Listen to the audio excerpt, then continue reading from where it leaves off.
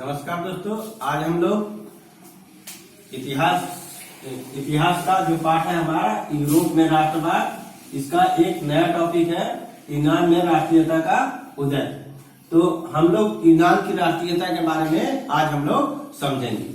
तो यूनान के बारे में मेरे ख्याल से सभी लोग आप लोग जानते होंगे कि हम लोग यूनान के जैसे बहुत सी कहानियां प्रसिद्ध है, जैसे अलेक्जेंडर या सिकंदर की, या फिर यूनान की सभ्यता जो बहुत ही उच्च थी। तो मेरे ख्याल से सभी लोग यूनान के बारे में जानते होंगे, लेकिन हम लोग यूनान के अंदर राष्ट्रीयता का उदय हुआ, इसके बारे में आज हम लोग पढ़ेंगे। तो यूनान का जो इतिहास था वो बहुत ही गौरवपूर्ण इतिहास था,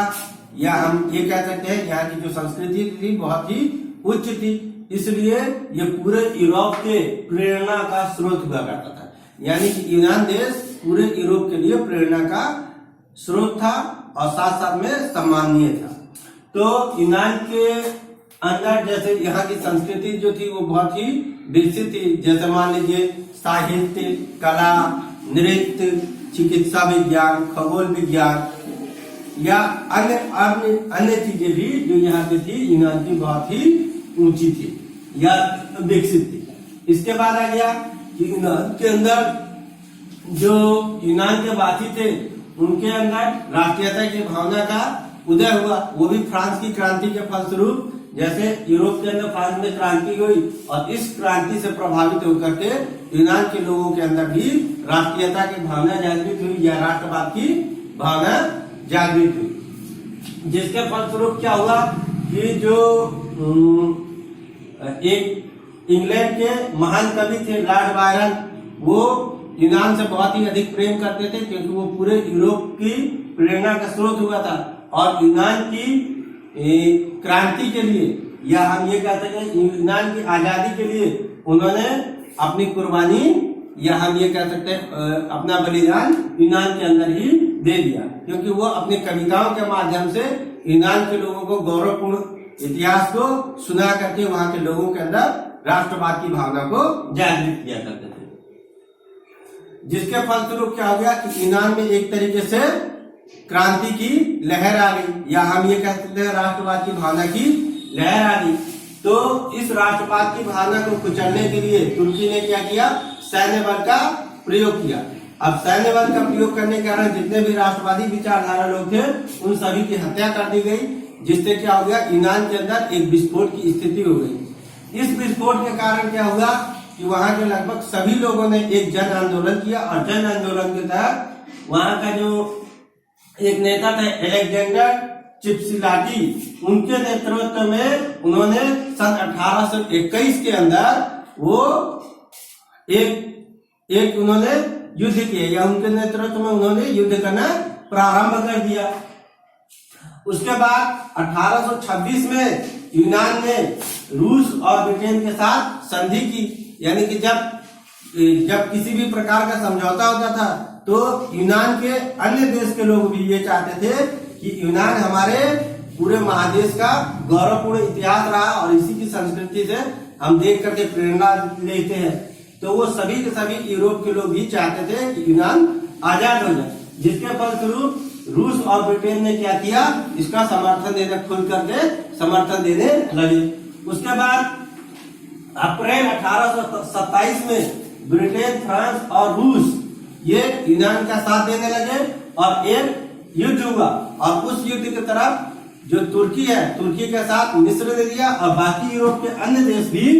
यूनान का साथ देने लगे। और इस युद्ध के दौरान तुर्की की बहुत बुरी तरीके से पराजित हुई, और पराजय के फलस्वरूप एड्रियानोपल की एक संधि हुई 1829 ईस्वी को, एड्रियानोपल की संधि। इस संधि के दौरान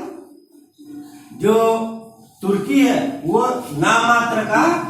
शासक रहेगा, यानी कि यूनान के ऊपर से उसकी सत्ता लगभग समाप्त हो चुकी थी, सिर्फ नाम भर का वो एक तरीके से शासक रह गया। उसके बाद एक तरीके से 1829 में उसको स्वतंत्र राष्ट्र घोषित कर दिया, लेकिन बाद में 1832 ईस्वी को उसको पूर्ण रूप से स्वतंत्र कर दिया गया। या हम ये कह सकते हैं तुर्की का जो शासन था वो पूर्ण रूप से 1832 ईस्वी को समाप्त हो गया, और यूनान के बेरियाट शहर का जो शासक ऑटो था उसको वहां का राजा घोषित कर दिया गया और यूनान इस प्रकार से 1832 ईस्वी को पूर्ण रूप से ये कह सकते हैं कि वो स्वतंत्र हो गया। उसके बाद हमारा जो अगला टॉपिक है वो है यूरोप की क्रांति का परिणाम। तो जैसे हम लोग क्रांति के बारे में जानते हैं कि जब कोई भी जन समुदाय किसी राजा का किसी भी चीज का पूर्ण रूप से विरोध करना प्रारंभ कर देता है तो उसके बाद वो क्रांति उत्पन्न होती है, या हम कह सकते हैं कि जन समूह के संघर्ष को ही हम क्रांति कहते हैं। तो यूरोप के अंदर उस पर क्रांति हुई। तो क्रांति जैसे यूरोप में प्रारंभ हुई कि सबसे पहले फ्रांस के जो सैनिक थे वो अमेरिका को सहायता दिया करते थे और जिसके फलस्वरूप क्या हो गया, अमेरिका ने ब्रिटेन को पराजित किया और एक स्वतंत्र देश के रूप में और गणतंत्र देश के रूप में उभर करके सामने आया। तो फ्रांस के लोगों ने वहां से प्रेरणा लिया और अपने इन बातों को जो अमेरिका की बातें हैं उन अमेरिका की बातों को जाकर के फ्रांस में बताने लगे कि वहां के लोगों ने किस प्रकार आजादी की लड़ाई लड़ी और वहां पे किसी भी प्रकार का कोई राजा नहीं है, वहां पे कोई भी व्यक्ति राजा बन सकता है और वहां पे जो शासन चलता है वो जनता का शासन चलता है। तो इन बातों को सुनकर के फ्रांस के अंदर क्रांति उत्पन्न हुई और फ्रांस की क्रांति के बाद धीरे धीरे इटली में, जर्मनी में, रूस में, या हम ये कह सकते हैं पूरे यूरोप में क्रांति का दौर प्रारंभ हो गया, जिसके फलस्वरूप जैसे ब्रिटेन के बहुत सारे यूरोप में उपनिवेश हुआ करते थे तो वो उपनिवेश धीरे धीरे ब्रिटेन क्या करने लगा, यूरोप को छोड़ करके एशिया और अफ्रीका महाद्वीपों की तरफ बढ़ने लगा और अपने महाद्वीप एशिया और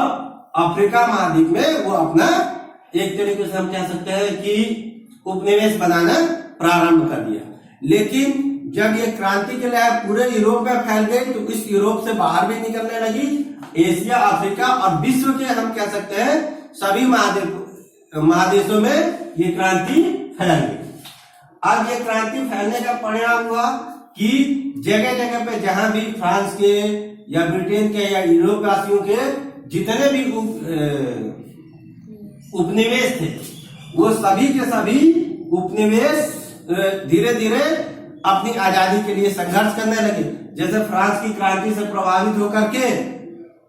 टीपू सुल्तान ने भारत में अंग्रेजों का विरोध किया, रानी लक्ष्मीबाई ने भी विरोध किया। ऐसे भारत में विरोध हुआ तो फिर भारत आजाद हुआ। भारत के बाद चीन, श्रीलंका या अन्य कई देश आजाद हुए, फिर अफ्रीका महाद्वीप भी आजाद हुआ। तो इस तरीके से इस क्रांति का परिणाम ये हो गया कि पूरे विश्व के लोगों के अंदर राष्ट्रीय चेतना जगी और इस चेतना के फलस्वरूप सभी देश अपने आप को आजाद करने में सक्षम हो पाए। तो ये सभी परिणाम जो है वो यूरोप की क्रांति के फलस्वरूप ही हमें देखने को मिलते हैं। धन्यवाद।